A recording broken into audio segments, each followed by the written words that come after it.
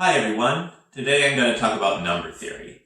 Number theory, or the study of the integers, is one of the oldest and most venerable branches of math. Gauss called it the queen of mathematics, and it's often considered the purest field of math, although we know nowadays that it has plenty of applications to things like cryptography. It's fascinated people ever since thousands of years ago. In fact, the first problem I'm going to talk about today is based on something that was studied by Pythagoras in ancient Greece. So what I find to be one of the most fascinating things about number theory is that you can ask questions in it that seem really simple, things that a high schooler or even a middle schooler could understand, but then the answer to them requires extremely advanced mathematics. In fact, if we look at when a lot of these questions were posed in the first place, the time between when they were answered and when they were first asked, plenty of new mathematics was invented just to answer those questions, indeed, just to describe the solution to those questions. Here's an example.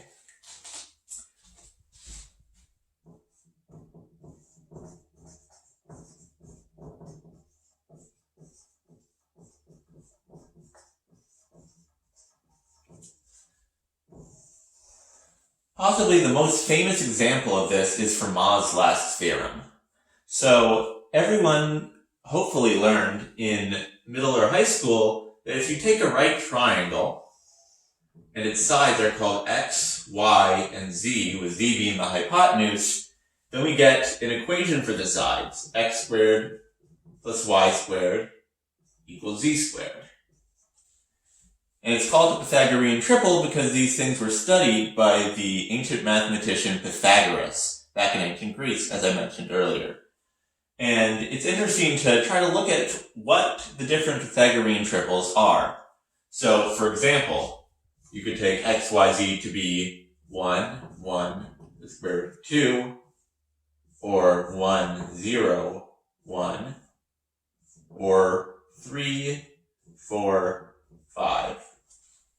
Now, if you ask me, the most interesting of these three examples is the last one. Why is that? Well, the first one has an irrational number in it. In fact, the other two have only integers. Not just rational numbers, actually, but integers. That is, whole numbers, not fractions, and certainly not something that can't be described in a fraction like the square root of 2. Now, why do I think the integer ones are more interesting? Well, if you put in any x and any y, then you'll always be able to find some z here. Just take z equals the square root of x squared plus y squared. But if x and y are integers or rational, you don't know if z is going to have that same property. And for that reason, I think it's more interesting to look at Pythagorean triples where they're all integers, because those are sort of special and hard to find. So, we're not super interested in this kind of Pythagorean triple. So how about this one? Well, the reason I think that 1, 0, 1 is not particularly interesting is because it has a 0 in it. And if you take, say, y to be 0, then you just get x squared plus 0 equals z squared. Then you can just take x equals z. So we know exactly what all of these kinds of triples are going to look like. They're just a 0 in one of the first two spots, and then the last spot and the other of the first two spots have the same number in them. So they're not very interesting. And so now we come to the last example, which are the integer Pythagorean triples. And these are very interesting. There are a lot of things you can show about them. For instance, I gave you an example here. Here's another one, 5, 12, 13. And if I start with an integer Pythagorean triple, I can always get a new one just by multiplying each of these by some number. For example, I could get from this one 30, 40, 50. However, I think that in some sense, these two aren't really different. You can just get from one to the other by multiplying and dividing. So we'd like to think about the Pythagorean triples, except we consider them to be the same if you can get from one to the other by multiplying. So we might think of these as the same, and we'd write this tilde to say they're equivalent. So here's a very interesting theorem that you can prove. There are actually infinitely many distinct integer Pythagorean triples.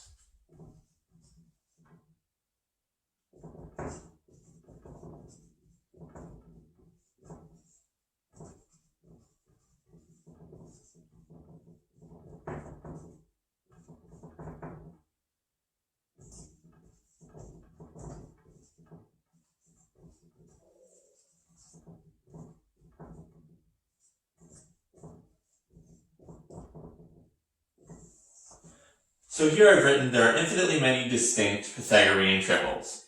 So from Pythagorean triples, for the reason I explained earlier, I'm going to exclude ones which are not made up of integers and ones which have a zero in them. And by distinct, I mean that they're not just multiples of each other. You can't just, because if you could apply this trick, it would be pretty easy to find infinitely many. Just start with some triple, and then multiply it by 2, and by 3, and by 4, and so on. But no, there are genuinely infinitely many Pythagorean triples which are actually different from each other and aren't related to each other in this way. So there was this mathematician who lived in the 17th century by the name of Pierre de Fermat. And he looked at an interesting way of generalizing this. So Fermat thought, okay, so we know that we can find a bunch of integer solutions to x squared plus y squared equals z squared. And so he thought, well, what about if we just bump this 2 up to a 3?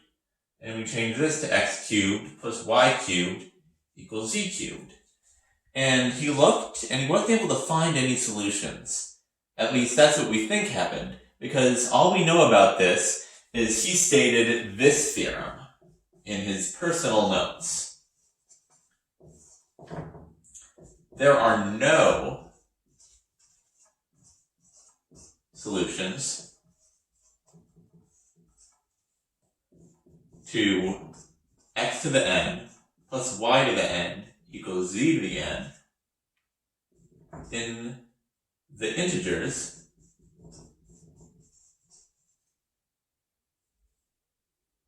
for any n greater than 2. And so a solution here is assumed to not have one of them be 0, because again, that would give you something trivial. And n here is taken to be an integer. So we could look at x cubed plus y cubed equals z cubed, x to the fourth plus y to the fourth equals z to the fourth, and so on. Now Fermat said, now famously in his notes, I have found a truly remarkable proof of this fact, but this margin is too narrow to contain it. And yet he never ended up publishing this supposed proof. Now there are multiple schools of thought on this, but most people believe that Fermat made an error in his proof and ended up realizing it was incorrect, and that's why he didn't publish it. And the reason for this is because a lot of people tried to prove Fermat's last theorem, and they ended up coming with an approach that Fermat probably would have thought of, which ended up not working. Now, this is something that you can state in a way that would be accessible to anyone who has a high school or middle school knowledge of math. And the answer was, the solution, is this true or not, was not actually proven. It was not actually proven until 1993, and it wasn't published until 1996. Andrew Wiles, you might as well call this Wiles' theorem now, because he proved it using something called the modularity theorem for a special class of elliptic curves.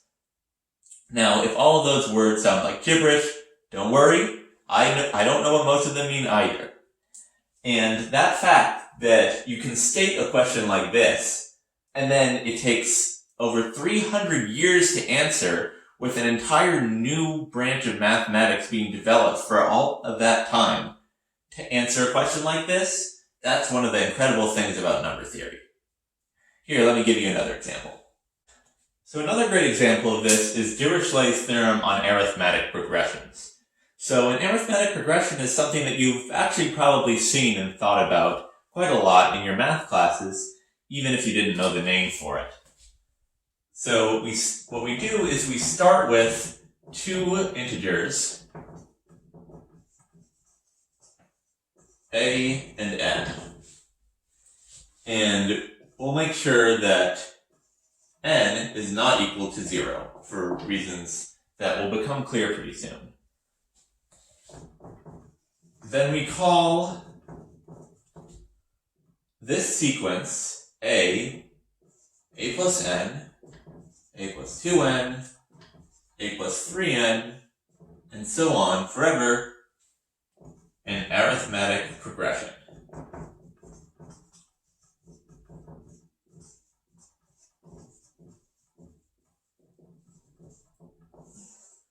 We also like to think of it as stretching out in the other direction, a minus n, a minus 2n, and so on.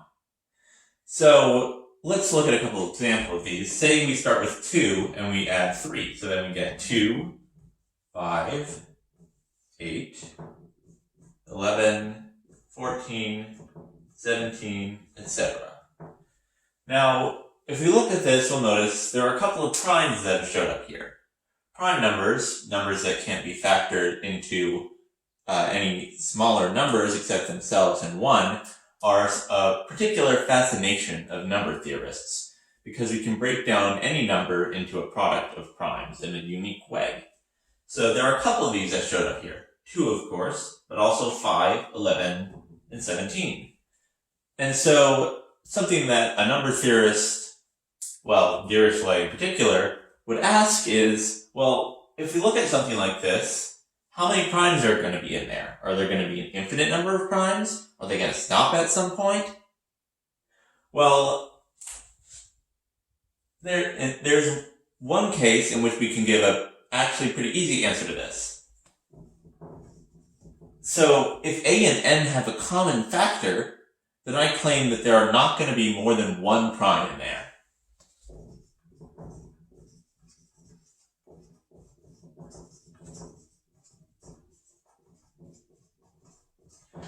And the reason for that, I'll illustrate through an example. Say we start at 2 and keep adding 4.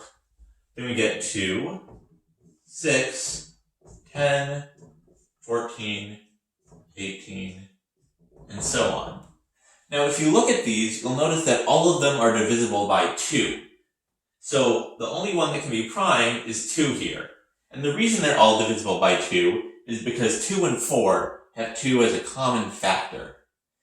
Now that same reasoning will show for any pair a and n where they have a common factor, you're not going to get more than one prime, or 2 primes if you look at the negatives. Dirichlet's theorem on arithmetic progressions actually tells us that if we don't have a common factor, then we do get infinitely many primes.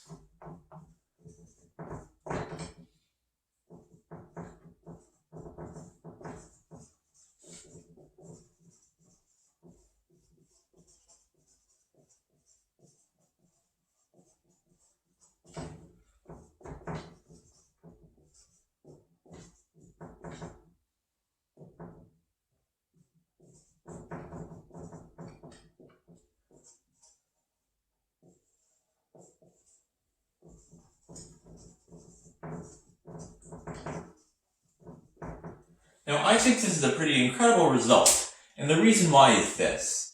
We know that in one case, we can easily see that there are not infinitely many primes. So we know at least in one case that a certain sort of clear-seeming thing is true. But on the other hand, we would like to classify for any arithmetic progression whether it has infinitely many primes or not. And what this theorem tells us is that actually the sort of obvious way to tell if something doesn't have infinitely many primes is the only way for there to not be infinitely many primes. Now, how is this proven? Well, One common proof of it is via something called Shebetarov's density theorem. And I'll write that down here. So Shebetarov's density theorem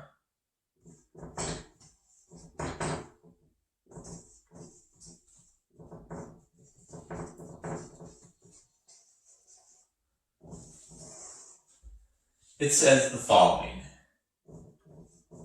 Let L over K be a Galois extension of number fields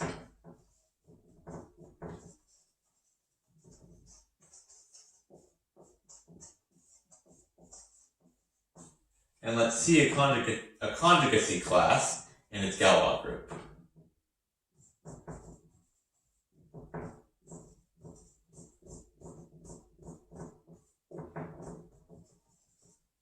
Then the primes of K such that the Frobenius of V equals C have natural density